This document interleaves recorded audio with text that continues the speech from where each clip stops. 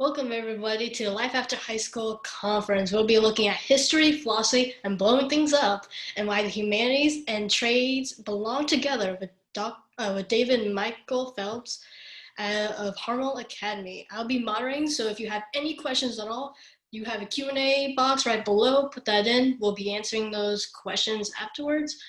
I'm Second Lieutenant Mary Tighe. I'm an admissions advisor for Air Force ROTC. So if you're interested in any of that, the program, scholarships or whatnot, check out the event recordings and you can learn about that. I have a recording there you can look at.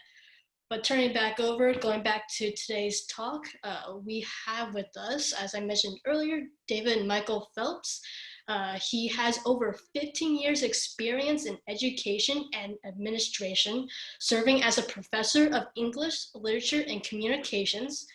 David served as president of the board during the refounding of Sacred Heart Academy and as director of development and artist in residence during the refounding of Compass Film Academy, now known as Compass College of Cinematic Arts. He earned his master's degree in English language and literature from Central Michigan University and studied English and Latin at Hope College. David has over several years experience as a creative director, brand strategist, film producer, and writer, developing a number of marketing campaigns, brands, innovative films, and film curricula, including For the Life of the World, Letters to the Exiles, Our Great Exchange, and Desires of the Everlasting Hills. David serves as the board of directors of the Grand Rapids Griffins Youth Foundation, where he has coached youth hockey for 10 years. Welcome, David. Thanks for having me. Yeah, so if you want to kick it off and we can start. Great. Well, hello everyone out there in Zoom land and Facebook land. Thanks for taking some time out of your morning to come visit and listen to what we're going to talk to here. I hope this is such a cool conference. We're so proud to be a part of it at Harmel, and my hope is that you'll find lots of you'll find some things of interest today, but I hope you find lots of good questions, great questions. A good question is half a good answer. So I'm hopeful that I leave you with more questions than answers, but in the good sense. So if you're here today listening to this talk, you probably have some sort of interest in the skilled trades. And you're not alone in that. Increasingly, people are beginning to realize that we have neglected the skilled trades. And this has led to lots of crisis, but it's also led to lots of opportunity. It's a crisis for our economy in many ways, in our businesses and manufacturing and various services, but it's also a great opportunity for the people who are creative enough and courageous enough to sort of enter the skilled trades. It's a wonderful landscape these days. But it's important that as you consider entering into that life, you have to understand the landscape a little bit. And the reality is that over the last generation or so, for some reason, we've adopted a certain view of the skilled trades that has been problematic and can still cause problems even if we decide to go into the trades. One of those problems is we for some reason have tended to view the trades as somehow a lesser sort of work than the work that you might get if, for example, you went into a four-year college. And obviously that's a big problem for reasons we'll talk about later, but the mentality that leads us to see the trades in that way, that's the thing we really got to watch out for. Even if you don't happen to believe that it is lesser work, the reasons people tend to think that can remain in our thinking, and we have to deal with that. So one way you can see the sort of problem I'm talking about is you can just look at how people commonly talk about the difference between what we would call like jobs you get from college and the skilled trades. Commonly, you'll hear, and maybe you'll even use this language, commonly hear people describe the trades as working with your hands. And that's not a bad way of thinking about the trades as far as it goes, but when we talk about someone working with his hands, we often speak that way as though that's a different thing than working with your head. It's as though on one side, you've got people who work with their heads, and on the other people, you got people that work with their hands. And the implication is that if you work with your hands, somehow you're not working with your head. And you can see that that leads to this sort of subtle idea that somehow the people that work with their hands just aren't as smart as the people that work with their heads. Now, no one would say this, or few people would say this, but a lot of us would tend to think that way. And that's a big problem. That creates a lot of problems for us, just like all untruths do. So what I want to do here in this talk is talk about why it is that, why it's not true that working with your hands doesn't mean you're not working with your head. I'd like to talk about how working with both your head and your hands means we need to think a little bit differently about how we prepare for our careers and our future, how we should imagine what it looks like to be trained and formed for that future, especially if it's a future in the skilled trades. And then lastly, I want to talk about how whatever work you choose, skilled trades or not, there's a certain habit you need to get into, the habit of seeing your work, whatever it is, as a primary way for you to become more human, to become more yourself, to become closer to God. In other words, to become holier. So let's start by talking about this idea of working with your head and working with your hands. So to do that, I want to start by drawing attention to a talk given several years ago by a wonderful man who sadly just died this past summer, a man named Sir Ken Robinson. Some of you may be familiar with his work. He gave a very popular talk, you can go find it online, about how school systems, as they are today and have been for the last 2 or 3 generations, how the way we've built our school systems tend to kill creativity. And he describes how the system works and how that becomes problematic in a lot of ways. Now, as someone who's been in education for almost 20 years now, I can say that Ken Robinson's assessment of how school systems work is it's spot on. And the nutshell of his argument goes like this. So imagine if you were an alien and you came to Earth and you took a look at the modern education system, how the institutions are set up, how the curricula are designed and built, the way the buildings are designed, the way the classrooms and schedules are designed, how the courses are taught. And if you were to examine all of those things and ask yourself, what's the desired result of this particular system built this person way? What sort of person is this type of system trying to create? Who are the winners, so to speak, of the game that's being designed here? You'd ask yourself that question. Sir Robinson would suggest that your answer would be that the winners of this game look suspiciously a lot like the people who are designing the game. In other words, the sort of academic system, as we've sort of come to employ it, from grammar school through college and grad school, it seems as if it's designed to reward and produce academics. It doesn't appear as if it is designed to form the particular genius of each individual person. It's almost like education is designed to manufacture like more little teachers. And that's not bad. I'm not saying teachers are bad. I happen to be one. I'm rather fond of them. But not everyone's a teacher. But it looks like we're trying to build a certain type of person. And in fact, the systems of modern education, as they're sort of largely employed today, they were designed during the Industrial Revolution to produce a very particular type of person, the type of person who could fit easily into a system, specifically back then, into a manufacturing-based economy. In other words, so much of modern education was built on the premise that we need to produce people who operate a little bit more like machines than they do like people.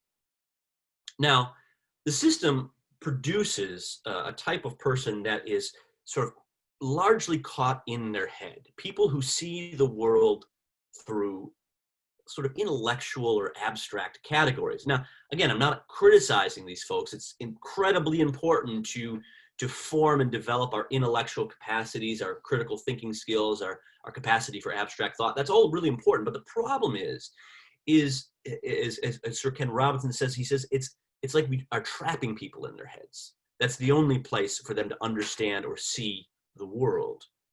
He says that modern educators and academics, they tend to be people who see value only in their heads, but they really don't even know what to do with their bodies. He explains educators as people who see their bodies as a way of getting their head to meetings. So when Sir Robinson notes that a lot of modern education, it tends to separate what happens mentally and intellectually from what happens bodily. We end up creating this dichotomy, this separation. And we build the system that sort of caters and rewards those that operate in that separation and in that distinction. A system that tends to not know what to do if you want to use more than your head, if you want to use your body as well.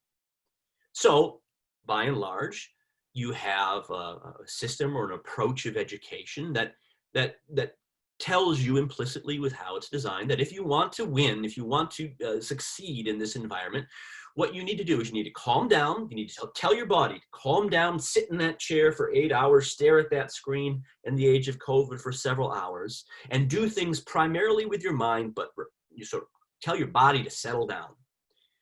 But if you're a person that has a knack for machines, for example, or interacting with the physical world, if you're a person who's engaging with the physical world in a fuller sense and not just the abstract sense, if you're curious about how things work, if you're curious, you want to get your hands dirty and jumping, you want to tear something apart or blow it up because you think that maybe there's a better way of doing it, well, if you have that type of genius or leaning, you're going to end up feeling a little frustrated by being told to sit down and be quiet and stare at a screen for several hours. So we created this dichotomy, this separation between mind and body. And as I said, this is really problematic. Now, a lot of the problems, I won't go into here. I really recommend you go check out Sir Ken Robinson's talk. He highlights a lot of them. It's a beautiful talk. He talks about how it stifles human development. It stifles people's particular geniuses. It kills their creativity. But so you can go watch that if you want and you talk more about it. But there's one problem he really doesn't touch much on that's relevant to our talk today, especially, and it's this. It's just not true. We are not disembodied minds. In fact, we're exactly the opposite of that. We are mind and body and spirit. We're embodied creatures. We're spiritual, but we're material.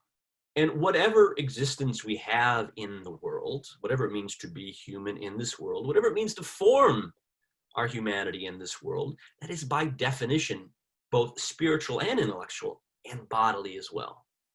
And when we create a separation between these things, and worse, if we build systems of formation and education around that separation that pushes things farther and farther apart, well, then we're really not educating people in their fullness.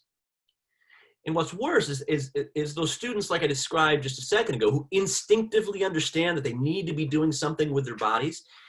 These, when they try to find a place in education, they often feel overlooked, and oftentimes they come to believe that they don't actually have a place in school or in education. They start to say things like, college isn't for me, or, I don't really like to read. I don't like class. I'd rather work with my hands, or, studying that's not for me. Forming my mind, that's not for me. I like to work with my hands. Well, I can understand why you'd come to that conclusion if the only experience of, you might say, your intellectual formation has been primarily non-bodily, right? I get that.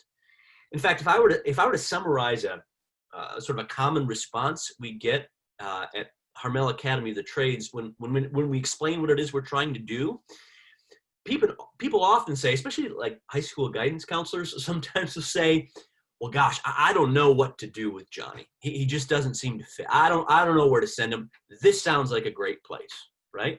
Sometimes people even say, oh, Billy, he's a bit of a problem. That sounds like the place for him, right? In other words, they don't even know what to do with someone that has this type of leaning or this type of particular genius, this desire to work with their body as well as their minds. See, I don't think it's that Johnny doesn't fit. I don't think that Johnny's the problem. I think maybe the education, the assumptions about education have become so narrow and so exclusionary to the body side of our reality that people quite literally don't know what to do. There isn't a button in the system to hit to account for that type of interest or that type of genius. So this is less of a problem, I think, for the millions of folks who homeschool. My wife and I have homeschooled for 10 years. And if there's one thing I can say about homeschoolers is they understand that type of system that is geared only at creating a certain type of person, that just doesn't fly, right? I mean, we tend to understand as homeschoolers that particular kids have particular geniuses and particular needs, and our way of developing and forming those needs need to fit that particularity. But even so, a lot of us who homeschool were not homeschooled, and we were brought up in systems of education that, again, tend to forget about the body and focus solely on the mind to the exclusion of the body. Again, I'm not saying that intellectual formation isn't important. It absolutely is. But it's just up the point of emphasis and the tendency we have to forget about the bodily side of our human existence. So when we do this, when we tend to forget this, there's an additional problem that's created. Now it sort of spirals here, right? If you're one of those people that think, oh, I don't fit into school, right?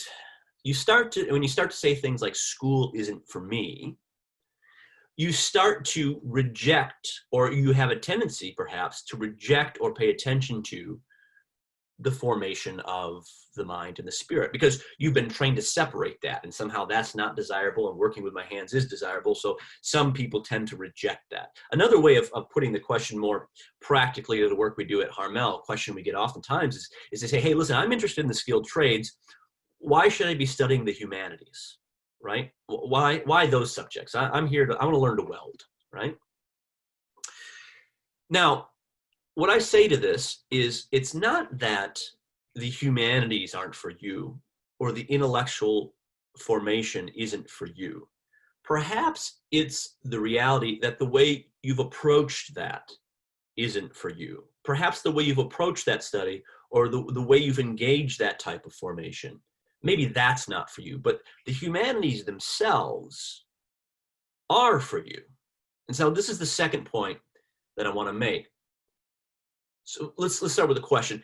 How is it that when we talk about training people for the skilled trades, why is it so weird to suggest that maybe a humanities curriculum ought to be a part of that formation? Because oftentimes people say, oh, well, that's very interesting. Oh, it's trades, but you're also reading literature. Wow, what a novel idea. Why is that so fascinating? If you think about it, people tend to have that reaction, at least in my experience, it tend to be that reaction. But isn't it weird that we would think that? Like, why that knee-jerk reaction? Well, I think part of that is rolled up into how it is we even understand our work at all. My colleague Brian Black gave a lovely talk on this yesterday. For those of you who are signed in, you can go pull it up. He talks more about this, but I'll just summarize here quickly about what it is we mean when we talk about work. We think that work means the stuff we don't want to do. We think it means toil. And while it is true that since the fall, work is cursed with toil, work isn't the same thing as toil. What work is that means we use our agency. That means our ability to choose and our ability to act. Work is we use our agency to affect change in the world. And in fact, one of the first things God told our first parents was get to work, right? Go work, garden, right? And when we work, especially when the work that we do is very closely related to physical reality, into the material world, we end up doing this really fascinating dance between imagination and truth. So we imagine certain things as possible, and then the material world speaks back to us and tells us whether or not that is possible. We dream something up, but then the laws of physics and chemistry and weather and math tell us whether or not that dream can become a reality. We don't get to do anything we want in the world. We are constricted by certain laws. The philosopher and motorcycle mechanic Matthew Crawford put it this way, I'm kind of paraphrasing here. He says, the motorcycle will tell you when it's fixed. You don't tell the motorcycle when it's fixed. And the motorcycle tells you when it's fixed because it starts, right? So when we work, we have this encounter with truth and sort of the laws of physical reality. And then we get to help arrange the world in accordance with that truth. This is a little dance we do, our imagination on one hand and sort of the laws of nature and the laws of God on the other. Now, with our work, when we do that, what it is we're in fact doing is contributing to the continued creation of the world. We're bringing out new realities. And if we're contributing to the continued creation of the world, that means what we're doing is we're actually collaborating with God. And that's cool enough. But here's what's even cooler about that. St. John Paul II tells us in Laborum Exertions that we understand work not primarily by looking at the thing that's done, but by looking at the one who's doing it. In other words, the human person himself is the focus and center of work. And when the human person collaborates with God in his work, it's not just the world that's being formed, it's the worker that's being formed. The worker is becoming something new and more and better, and through the grace of God is being perfected. So in other words, when we collaborate with God, we're not only looking at how might the world exist and how can we bring it closer to perfection, we're also participating in our own perfection. Now, in the same way that if you look at a motorcycle, say, how should it work? And that tells you how to fix the world. It'd be great if there was a set of answers that could say something similar to the much more complicated part of creation, which is the human person. If only we had blueprints, or if only we had some ideas about this highly complicated piece of creation. How are we to know what it is to be, what it could be, what it should be? How are we to know how it's supposed to operate? Because if our work is primarily collaborating with God in our own formation, it's a good idea if we have some idea about what it means to be human. If only there was an area of study that could somehow help us understand a little more about what it is to be human, we could be better at our work. We could be filling our purpose better. Well, I've sort of spilled the joke. There's clearly is a field of study that helps us to understand what it means to be human, and we call it the humanities. The humanities tends to be thought of as a series of subjects that colleges teach us that's highly specialized and academic and abstract, and that's fine, and it can be, and there's good things about that sort of thing.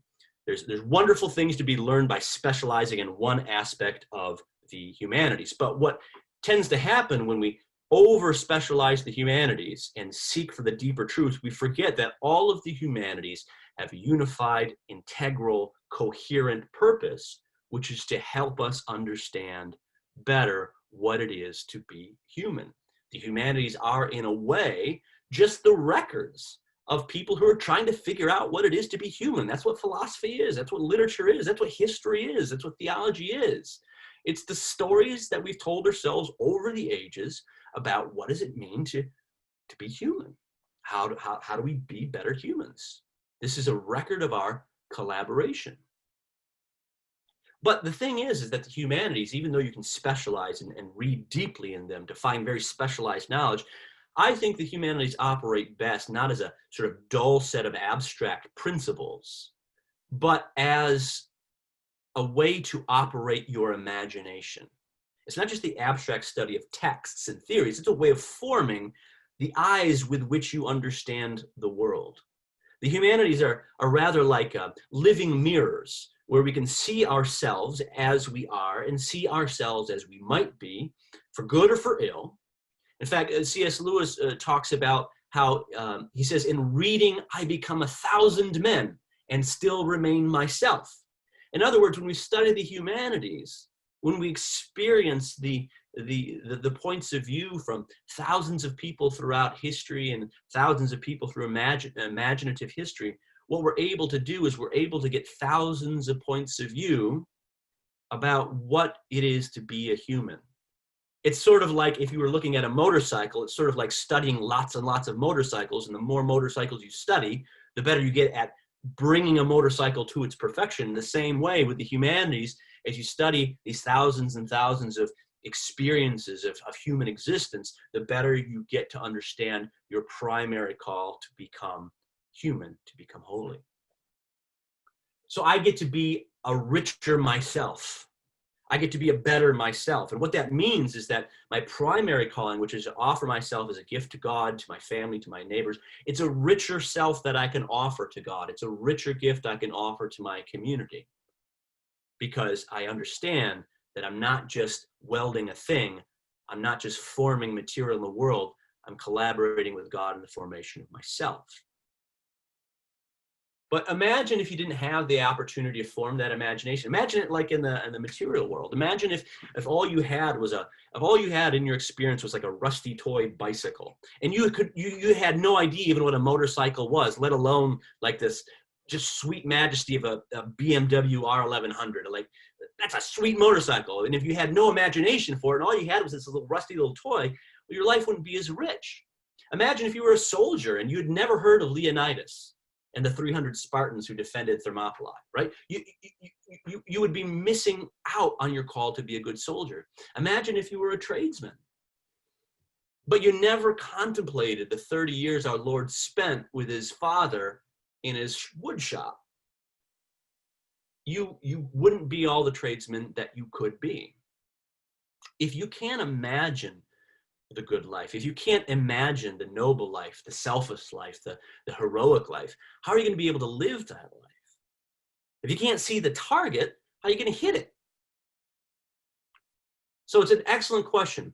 So if you're interested in heading in the trades or any sort of work for that matter, you need to not just learn the skill and the technique, you have to have your imagination formed. You have to think about the individual God is wanting you to be. So we're going to leave off with this idea. What does God want you to be? What is the sort? Well, there's two ways of answering that question. There's you particularly, but then there's generally humanity. What is he hoping for? Now, so one thing we know about being human from the scriptures is that we're made in the image of God, and that God himself is a creator, but he's a particular type of creator. I like to think of, I know this isn't technically what happened or true, but I like to imagine before creation, God saying, I wonder what would happen if I tried this. And then boom, big explosion. Right? Now I know he knew what he was doing, right? That's not clear. But you see the point. What is God doing? God is creating in the material world. He's creating the material world. And in a sense, he continues to create the material world through us. And there's this huge explosion of matter, of wonder, this huge flowering of existence. He's blowing things up. It's not an idea that he's writing, right? In fact, sometimes you'll somehow hear about God creating the world as an author creates a novel. That's a fine metaphor. I like that. But I much rather prefer to think of him blowing stuff up in the backyard, because that's a little more true. It's grittier, it's dirtier, it's more complicated, it's tangible, right? It's tactile. That's the sort of creator God is, and that's the sort of creator in whose image we are made. So when we are seeking education or formation in the trades or anything, this isn't about just certifications. And you shouldn't think of it that way. This is about learning how to be human in mind and soul and body together. And this requires you to be able to see what that looks like. You need to see that. And the humanities is one important way to see that. And the second important way of seeing that is the people that you're with, the community you're living in. Because if you only see it but never practice it, then you're not going to become it. But you got to have both. It's just like our work. We imagine something and then we execute it in physical reality. The humanities form our imagination. They help us to see what it is that we should be. And then as we live in community, in prayer, in study, in work, in family, then we actually put it into practice. We incarnate it. That in a nutshell is what we're trying to do at Harmel Academy of the Trades. But that's something that should exist wherever you go. That's the true dichotomy that you need to be thinking about. Help me see what it is I need to be, Lord, right? Let me take time to pay attention to what it is I need to be. And then let me try to live that out in my material, physical, bodily life, because that's where the true collaboration happens. So the skilled trades, it's something, if you're interested in, I think it's a tremendous opportunity, not just career-wise or a great way to make a living, but it's a great and special way to live a particular embodied life, a life of prayer where you can become holy, where you can collaborate with God, where you can offer that richness to God, to your family, to your neighbors. So if you're thinking about the trades, I just want to encourage you, don't think about the trades simply as something maybe I should do. Think about it maybe as something God is calling you to do, a type of life he's offering that you could live. So as you discern that path in your life, God bless you. Thanks for taking the time, and I'd be happy to take a few questions. Yeah, definitely. Thank you, David. That was very intriguing, and looking at combining hands and head and like making sure there's really no disconnect. They truly are together, and really embodying the humanities, especially like with history. A lot of high schoolers think, oh, history is so boring, but really knowing history, you can really figure out how you should do things in the future. Learning from past people's mistakes, super vital, and just in growing and being more human, just learning from mistakes. Yeah. Super important. In fact, one of our advisors, Dr. Nathan Schmidtke, he's a farmer and a Bible professor in Nebraska. And he's the one that sort of coined this idea of, he described our humanities curriculum as philosophy and history for guys who like to blow things up. And his way of explaining what he meant was that really history is nothing more than people with certain philosophies who blow things up. Like that's what history means, right? And yeah, so this sort of, this tactile existence in the world is really important. Yeah, definitely. So then we have a question here, looking at Harmel. What is the vision of Harmel as a new school for its growth in the future? Well, it is to grow, is where I would start. That is maybe obvious. We are, like all enterprises, you set out into the deep with the resources and people that you've got in the most responsible way. And you do the work that you can do to plan for the future, but you also have to trust to providence and be open to its leaning. So the plan for us currently is we are, and obviously, you know, man proposes and God disposes, right? So we originally had set out to launch everything in September. COVID happens. We get this big disruption of 6 months for everything we were planning to do. So we've kind of done this soft launch this fall. We have some students on campus, some more coming later, some more coming in January. And then the full program launches will be, trades program, I should say, launches will be in January. And we're launching with 2 programs, electrician and machine and systems technology. Working on building a 3rd welding and fabrication program out. I don't think we'll have that ready for January launch, but next fall.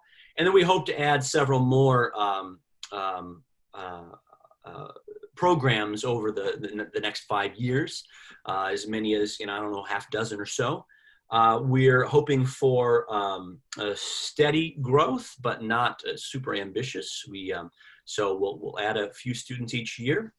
And then, God willing, we'll see where it takes us. We've begun planning sort of the longer than 5-year, what it looks like to get up to a full running capacity, and even perhaps to work on, maybe some satellite campuses or things like that, or partnerships with other schools that we're interested in forming. So that's long-term planning. Like I said, I mean, we've done our due diligence in those things, but we live in the now, and now we're focused on getting this first group of guys up and running. Yeah, you mentioned you're probably like an electrician. What other courses do you currently have? Do you have like welding, or other courses do you currently have? Yeah, so the two programs which contain various courses within them, is a program for electricians. So obviously you're learning everything you would need to learn to become a journeyman, eventually a master electrician. You can do that industrial or residential or commercial. We don't have anything stood up yet in that coursework for linesmen, although that's in the hopes and plans that eventually we'll be able to supplement the coursework in that program. So if someone will become a linesman, they can do that. And then the machine and systems is learning to fix, repair, refurbish sophisticated modern manufacturing equipment. It's sort of like you're a car mechanic, except for like great big complicated robotic machines, right? And so that includes a ton of coursework. You have to know about robotics and controls and pneumatics and hydraulics and basic machining and welding and all these sorts of things. So there's lots of things that go into a course like that. But like I said, yeah, we'll do HVAC, plumbing eventually, something that's specifically focused on welding and fabrication. So yeah, lots of stuff. With your electrical field, is there a big emphasis in math in those courses? Well, there's some, because there's got to be, right? But it's got to be very practical, right? I mean, so this is kind of what I was talking about earlier is we can learn about subjects in the humanities and in mathematics in very abstract ways, but in the trades, you have to be able to see what it means in the real world, right? So there is a certain amount of math that you need in order to understand electricity. There's certain electricity is something we can't always see. Sometimes we can, and that's not always great. Sometimes things blow up. But generally, we can't see it, so there is an abstract quality to it. But the math that's required to become an electrician is something that has to be, practical. Mm-hmm. Yeah, definitely. So then looking at specifically students being there. So as students are there dorms? Do they live there? Do they work out of town? Are they able to work outside of the Harmel or was? Yeah. So let me say a little bit about that because that's important. I talked about it in my talk about how it's important to be able to take the formation of the imagination, but then apply it in community. And that's a central part of our programming. It's not just, hey, come and take some courses in the trades and in the humanities. It's not that. That's what we're doing. That's part of what we're doing.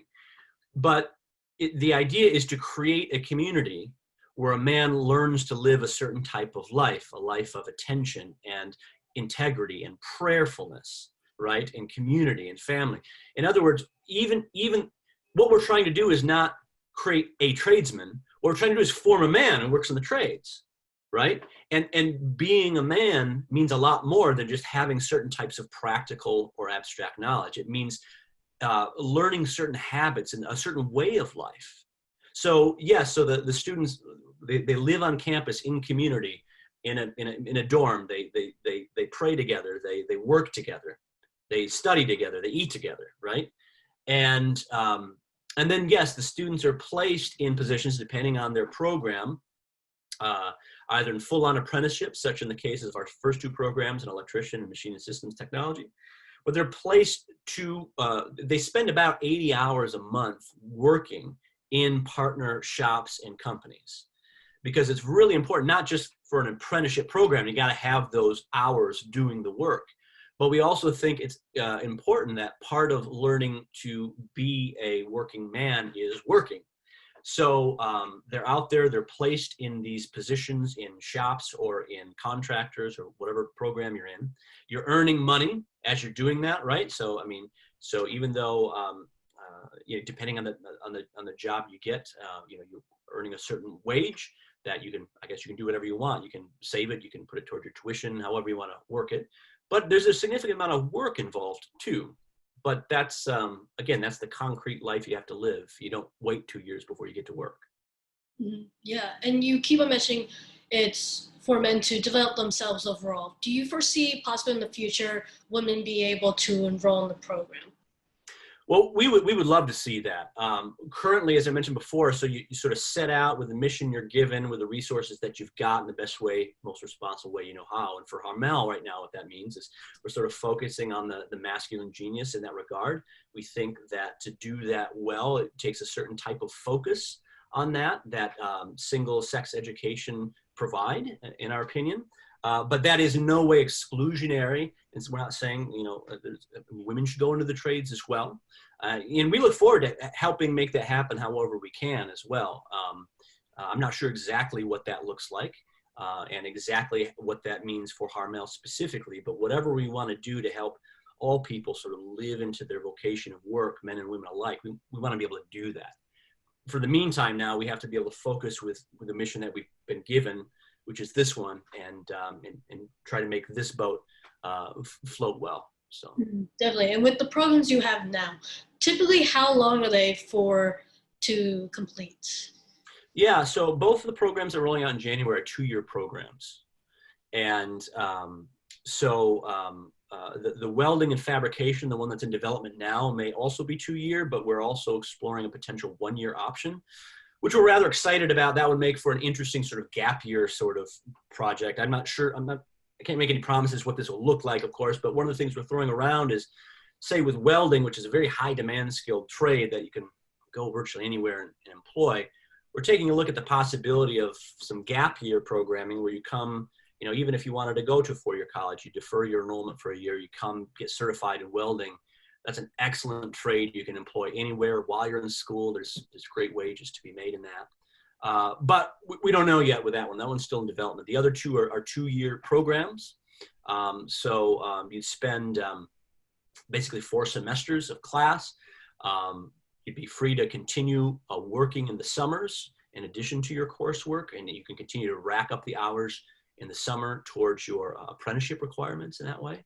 But yeah, if a young man comes in the fall of one year, figure 4 semesters later, he'd be on his way. So you mentioned the 4 semesters of working, and you said that they could potentially work in the summer. Is it required? And if it not, what are they doing over the summer if they're not taking classes? Oh, well, that's really up to them and their employer. I imagine if a man wanted to take a summer off and travel or do whatever you'd want to do, that would be an option. Part of apprenticeship programs mean you have to log so many hours toward your apprenticeship, on the job, right? And any hours that would be worked in the summer would count toward that apprenticeship hours, and you'd be that much closer to completing your apprenticeship with your employer.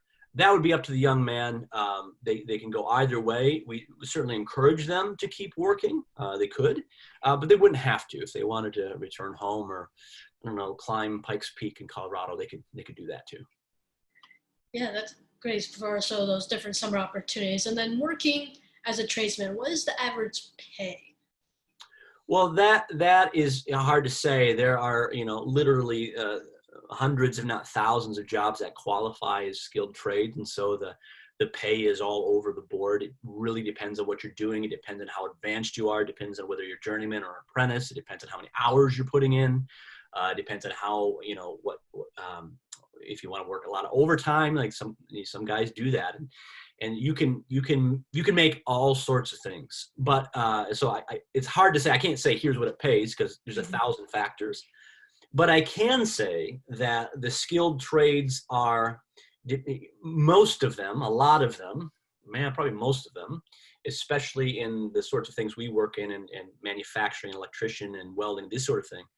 The average age of sort of guys working in these fields are in the 50s. And so that means there's this enormous gap, right? And everyone feels it. And so people who are A, skilled, and B, of character, and in fact, a lot of shops say, I don't care if you're skilled, you have character, just come work for me, right? But if you got both of those things, you're a commodity. I hate to put it that way, but people want to hire you. And that's probably going to be the case for quite a while to come. So. Yeah, definitely. With Harmel, you're developing men of character, which is really putting them out there, really setting them off on a good foundation, which is fantastic there. Yeah, that's the hope. Yeah, and then with trades, what do you see being the more popular types of trades? Well, that's an interesting question. There's 2 ways to answer it. There's the thing that's popular as far as people are interested in, and there's popular in the sense, what is the market asking for, right? One of the reasons we launched with machine and systems technology is because it's in demand. It's one thing. I think a lot of people think that manufacturing, when people think of manufacturing, they think of, like it was in my father's generation, right? In the 50s and 60s, and these great big grungy, car manufacturing plants that are, real dirty, and it's just not like that anymore. These are highly clean, well-lit, highly technical. They're just, it's like if Willy Wonka didn't make chocolate, but he made gadgets, it'd be that, right? These amazingly wonderful places. And when we think about people that work in manufacturing, for example, lots of people work on the line, work on the machinery, but what employers really, really need is someone, when a machine goes down, right? That's trouble in manufacturing. You got to get that fixed quick. So you need someone who can walk in and say, okay, I see how this machine works. I know its systems and its subsystems. I can diagnose what the problem is. I can get in there. I can fix that problem. I can get that machine up and running quickly. that's something that's really valued and high demand for. And there aren't a ton of guys that do that. But as the machinery gets more sophisticated, the more skilled labor you need in order to service those machines. And that isn't quite, that's not catching up quite as quickly. So that's one. Welding is very much in demand. Electricians are in demand. So basically the three that we started with, all three of them have, pretty high demand. Yeah, definitely, because technology is just keep on improving. So there's going to be a lot more need for more skilled trades, definitely. That's right. So then looking at scholarships. So some have seen their scholarships through micro works. Can those scholarships be applied to Harmel? Yeah, we're actually, I can't say a ton about this because we're in the very opening stages here, but I hope to be able to say yes to something like that. Part of, we're brand new, so we're at the very front end of the accreditation process, which is a years-long process. So that means in the meantime, we're not available for things like Pell Grants and things like that. That's the case with any school that starts. But we also understand that the mechanisms that drive a lot of economic decisions around school are something that we want to be helpful in. So certain types of scholarships certainly, if they're independent scholarships, it would be up to the granting board about whether or not they would consider Harmel good for that. We're also working on some things as far as some pay it forward models that we're rather excited about. We can't announce any of those yet because that's a big thing as well. But yeah, but the other thing is too is that depending on your plan, sometimes employers kick in and help pay for things as well. But in the meantime, though, we don't have as many options as a well-established 100-year-old four-year university we have. We just don't have those options. But like I said, one of the things that we do offer is the type of work that you do in your employment. Not only are you getting a lot more hours than you would, say, in a typical four-year degree, but the pay is nice, and that can be a very lovely offset to your tuition, your fees, and your costs of living while you're with us. And yeah, you hopefully enter with very little responsibilities vis-a-vis debt. So. Yeah, definitely. That definitely helps with payments and all that. And then with men interested in Harmel, what age range, like starting off, how old do they have to be to be in it? Yeah, well, we want them to be, they have to have graduated high school, and so yeah, so they have to graduate high school.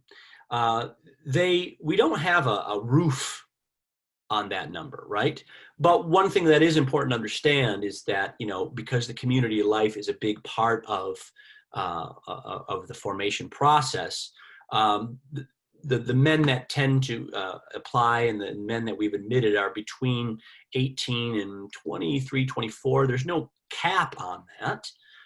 We have, people who are interested even in coming to this after they've done other things in life or have a little college schooling already.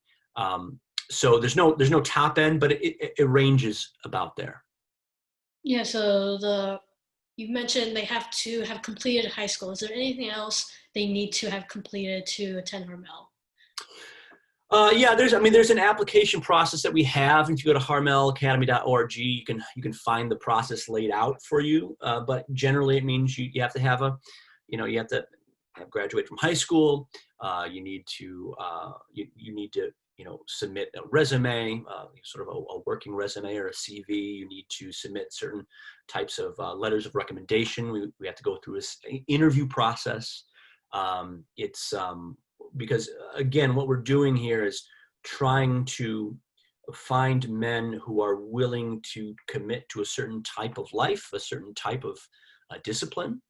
And we want to make sure that even though you don't have to know exactly what it is you want to do in life or exactly what trade you want to go into, we do want all the men to understand that this is not simply I'm showing up, I'm taking a few classes, and I'm doing my own thing, everything else. And it's community life we're asking you to live for 1 or 2 years.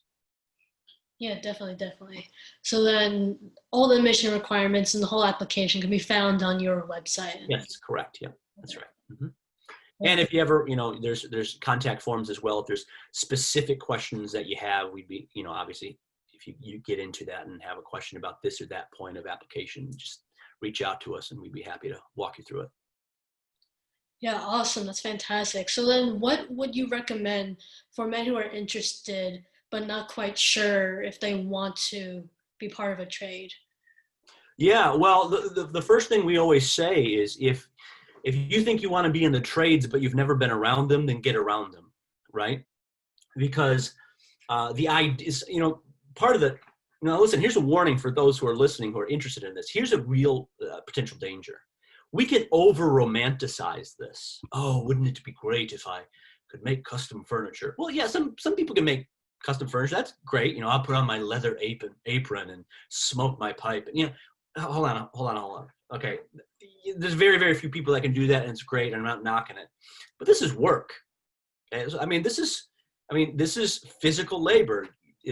We like to say there are two types of jobs. There's the job where you shower before you go to work, and there's the job when you shower after you get home from work. This is the latter. You're going to get dirty. You're going to get tired. Okay. So if you haven't been around the trades or the type of trade you might be interested in, go check it out. Call up a shop. Say, hey, I'm thinking about getting in the trades. Can I come look at your shop? If your buddy's uncle's an electrician, say, hey, can I hang out with you for a morning and just see what it is you do, right? Call up a fabrication shop and say, do you mind if I come look and see what it is you guys do? And pay attention to your responses. Because again, this is an embodied life. So the smells, right? The sounds, the sights. See how you react to that. If you walk into a manufacturing shop and find yourself saying, wow, that's pretty cool. How in the world do they do that? That's a good sign. But if you walk through a manufacturing shop and you're like, oh man, my pants are getting dirty. Well, that might be a sign that maybe this isn't for you, right? So go experience them. That's the best thing you can do. Definitely. And you mentioned just calling up shops and just seeing if you could go in there and visit. Is that best way? Yeah, there might be a mixed bag depending what shop you get in. It's always best to try to use your own relationships first. Like I said, so if you know someone whose uncle is a welder, ask your buddy to introduce you. Those are try to use the relationships to do that. But yeah, if you're not getting firsthand experience or at least observation of places like that, and try to get a variety of them too, because not every shop is the same. Not every welder is the same. Not every electrical contractor is the same. There's lots of variety. So, try to get a variety of experience and just try to discern what it is. Do you see yourself hanging out here? Do you see yourself, living a life here? Yeah, and looking at being able to shadow people and looking at their trade. Does Harmel have anything like that when students, let's say high school students, would be able to shadow one of your students going during a trade? Well, not currently. We have some programming in the works as far as like intro to the trades. Come check out what these trades look like. And that would take you a little step down the road. It's akin to a sort of a campus visit. Like, what is it like to be at this college? Well, it'd be a little like that, but it's a little difficult because it's just not the same thing as being out in the field. If you're in construction or an electrician, it's not the same as being in a metal fab shop with the sparks flying everywhere, right? And the propane smells from the forklifts. It's just not the same. So I would really and again, there's a sense in which what we're doing at Harmel is kind of like it's a little bit of a seedbed. It's not literally a seminary, of course, but it's a little base community where we can grow these shoots to be transplanted into this world. So it's really that world that you're heading to. So that's where you want to spend your time. Yeah, and you mentioned our campus. Is there a possibility students can visit the campus and see everything about it? Yeah, absolutely. That always remains a bit of a tenuous proposition in the age of COVID, right? We had to sort of shut that down for several months. We're back to a position where we're able to sort of welcome people to campus. And so we're hosted on the campus of Kuiper College, which is a Reformed college that's been very hospitable to us. We have dedicated dorm space, classroom space, shop space, offices, all this, but then we have access to all the normal college amenities of, gyms and weight rooms and, soccer fields and things like that. So yeah, we'd love to have people come visit. We have people come visit all the time. That's an excellent way as well.